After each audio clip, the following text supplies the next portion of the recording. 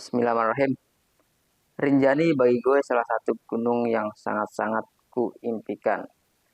Bagaimana caranya gue bisa ke sana tak pernah terbayangkan sebelumnya.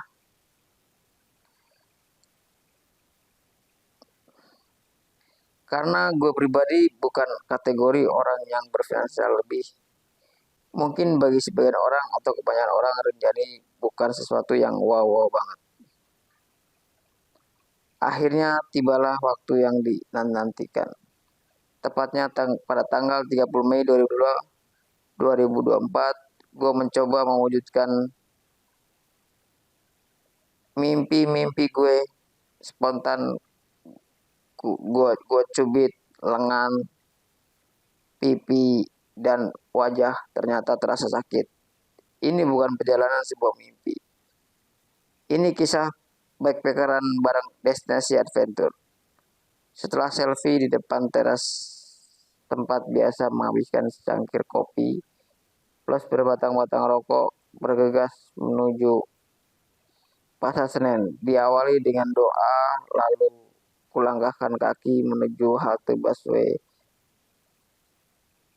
tempat transportasi yang paling familiar di hari-hari gue di segala aktivitas. Sehingga kurang dari 5 menit tibalah busway tujuan Tosari, langsung naik lalu berhenti di halte Matraman, lalu transit dan melanjutkan perjalanan dengan tujuan halte Senen.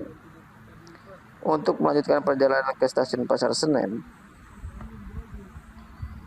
dilanjutkan dengan berjalan kaki, lalu cetak tiket. Tepat jam 10.30 waktu Indonesia Barat, kereta tiba dengan tujuan Surabaya Pasar Turi.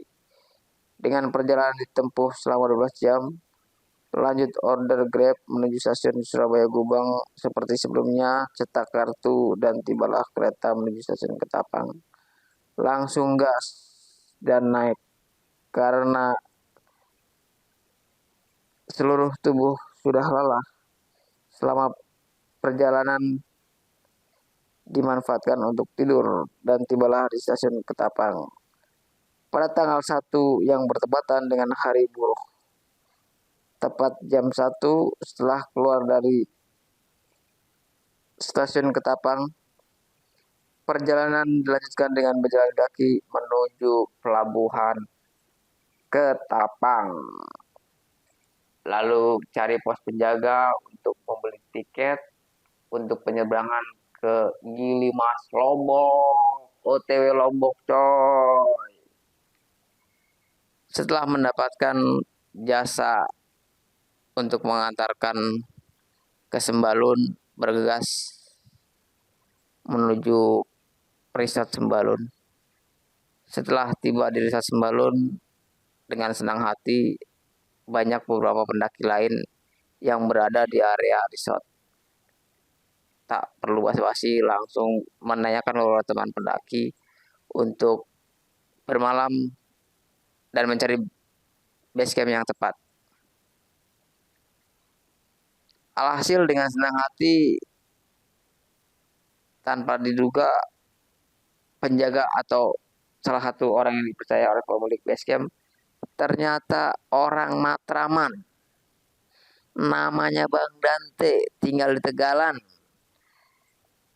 Tak perlu basa-basi, langsung menanyakan, Bang Dante, mohon izin, saya mau istirahat.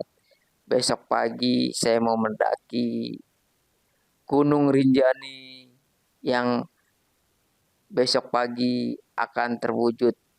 Yang 1, 2, 3 bulan sebelumnya mungkin itu hanyalah sebuah mimpi.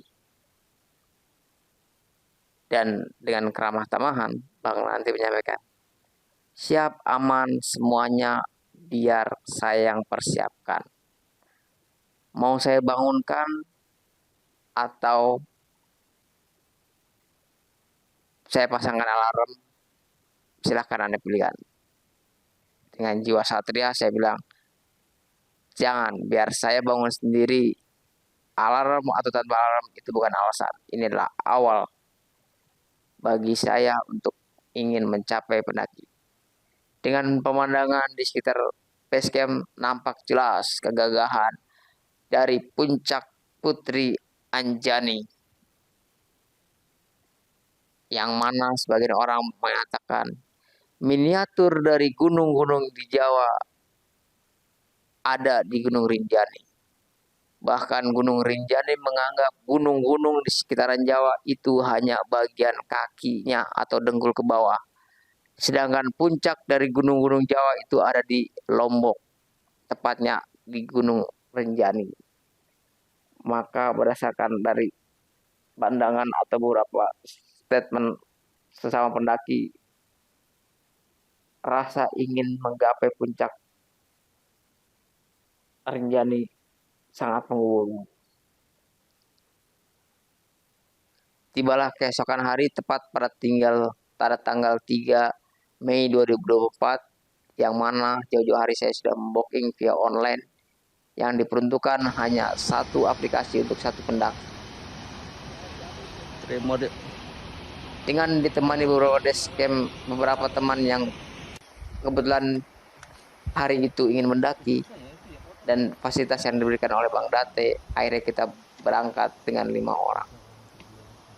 Segala surat sehat, sarapan, dan mobil pengangkut untuk menuju kandang sapi telah dipersiapkan oleh Bang Date, yang mana sebagai tuan rumah dari base camp kedai pendaki.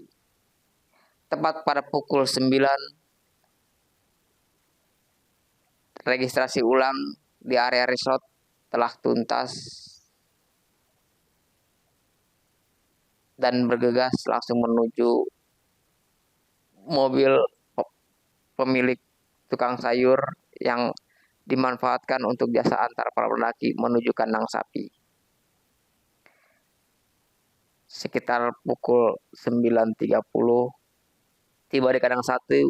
Perjalanan dilanjutkan dengan menggunakan transportasi ojek menuju ke pos 2.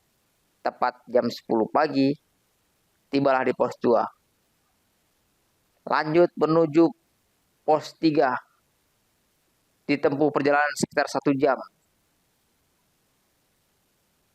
Break sebentar, rokok sebatang, seperti biasa kebiasaan ketika di rumah. Setelah pos 3 lanjut menuju perjalanan ke pos 4. Ditempuh sekitar 1,5 jam. Dari pos 4 menuju ke Pelawangan area camp dengan berkoboh-koboh, dengan susah payah diterik matahari. Akhirnya tiba pada pukul 3, perjalanan ditempuh dengan kurang lebih 2,5 jam.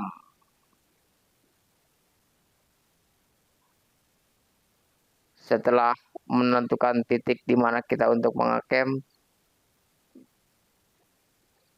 kita langsung buka tenda, masak-masak, isi buat energi, masak nasi, sosis, nugget, segala logistik yang dibawa dari bawah atau yang sudah dipersiapkan dilalap habis. Meskipun masih siang hari sekitar jam 4 atau jam 5, cuaca sudah terasa seperti malam. Kabut, cuaca dingin, sehingga tubuh dipaksa untuk istirahat dan enggan untuk keluar tenda. Akhirnya beberapa teman-teman di pendaki untuk tidur dan istirahat, dan bangun untuk summit sekitar pukul 1 atau jam 2 pagi. Tibalah waktunya untuk summit setelah kita mempersiapkan sarapan dengan berbekalan air minum yang cukup, masukkan semua ke dalam depek. Perjalanan dilanjutkan sekitar pukul 1:30. Setelah dari Pelawangan, kebetulan kita ngecamp di Pelawangan 1. Kita langsung menuju ke Pelawangan 1, 2, 3, dan seterusnya menuju trek letter E. Di perjalanan banyak pendaki-pendaki lain, ada beberapa bule, China, orang Malaysia, beragam orang yang ingin memacu adrenalin untuk menaklukkan gagahnya puncak Anjani. nama dari sebuah puncak Gunung Rinjani. Sekitar pukul 7 pagi telah melewati letter E yang mana trek yang sangat ditakuti dengan berjalan kaki yang sedikit-sedikit turun karena pasir, selalu turun ke bawah karena bekas pijakan pendaki-pendaki lain. Pemandangan menakjubkan sekali dengan cuaca yang dingin, hamparan kabut, pemandangan segara anak tampak jelas dan kota-kota sekitar Lombok. Sungguh pemandangan yang susah untuk didapat, pemandangan yang sesekali beribu-ribu kali puji syukur atas keindahan yang pada saat berada di puncak hanya insan-insan yang menuju Rinjanilah kebahagiaan atau pemandangan yang luar biasa mereka terima. Sekitar pukul 9 pagi tibalah di puncak Anjani yang betul-betul merasa bahagia, yang mana perjalanan sudah dilalui selama 1,5 hari perjalanan. Segala lelah, kesal, amarah, hampir-hampir putus asa terobati sudah. Setelah di puncak, kebanyakan para pengunjung melakukan celebrate dengan mengambil beberapa video dan foto dan berbagi kegembiraan. Ada yang sering berpelukan, bersalaman, luap kegembiraan para pendaki tumpah ruah. Dengan spontan mereka saling sapa dan kenal. Tak mengenal etnis, suku, budaya, warga negara. Bertumpah ruah dalam sebuah puncak. Menurut saya, puncak Anjani adalah salah satu bagian yang bisa menyatukan setiap insan dari seluruh penjuru dunia. Di puncak itu, semua dengan luapan kegembiraan yang sama mengagungkan puncak Anjani dan kegembiraan yang mereka gapai dengan beragam dan cerita perjalanan untuk sampai menuju di puncak Anjani.